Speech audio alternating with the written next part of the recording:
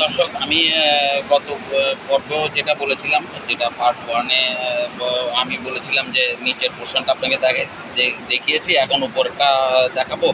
তো আমি এখন চারতলায়, আমাদের চারতলা ছাদ কমপ্লিট এবং পাঁচতলার কাজ শুরু হয়ে গেছে।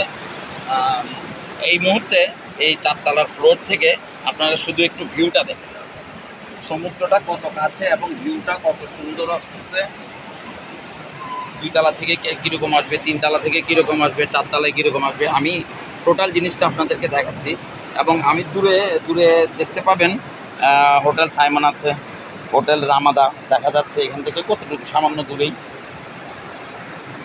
দেখেন। ওই এগুলা এখান থেকে এগুলো এখন যেমন লাগছে, আমাদের প্রজেক্টটা যখন রেডি হয়ে যাবে ওইখান থেকে কিন্তু এটা আরও অনেক সৌন্দর্য লাগবে। কারণ এটা ছবিতে আপনারা দেখেছেন এটার স্ট্রাকচারটা কীরকম হচ্ছে বা এটার ডিজাইনটা কীরকম হচ্ছে, একদম অত্যাধুনিক একটা ডিজাইন হচ্ছে।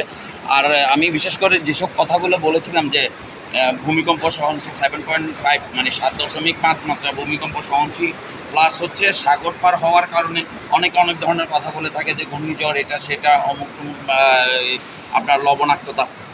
এই যে কলামগুলা আমি একটু দেখাতে বলবো,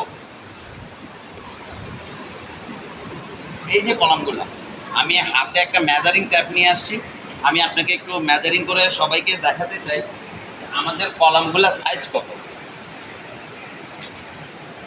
জাস্ট এখানে একটু জুম করে দেখাতে বলবো, এখানে একটু জুম করে দেখাতে বলবো। 50 ইঞ্চি এবং এদিকে দেখেন 30 ইঞ্চি। 50/30, এটা আমি যেটা নর্মালগুলো আছে সেটাই দেখালাম।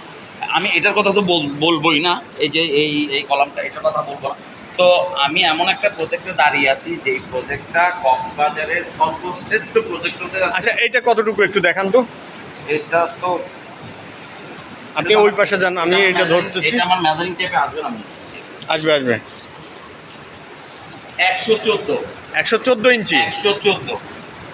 তো দর্শকের জন্য বলবো যে যেটা বলতে চাইছিলাম যে আমার মনে হয় না যে কক্সবাজারে আপনারা যদি আসলে এটার পার্শ্ববর্তী আরও অনেক ভবন তৈরি হচ্ছে, অনেক হোটেল তৈরি হচ্ছে। এমন কোনো হোটেল পাবেন না যে এই ধরনের কলাম বা এত বড় স্ট্রাকচারের, এমন কোনো হোটেল পাবেন না এখানে যেটা আপনি শুধু বেসেন্সেই পাবেন। তো আমিও আশা করব এরকম একটা প্রজেক্টের এরকম একটা বড় হোটেল, এবং 5 স্টার মানের নয়, এটা আসলে 5 স্টার হোটেল। তো আমি বলবো যে 5 স্টার হোটেলের এই সুযোগটা সবাইকে নেওয়ার জন্য এবং আপনাদের ভবিষ্যৎটা আপনারা নিজের হাতে নিজে।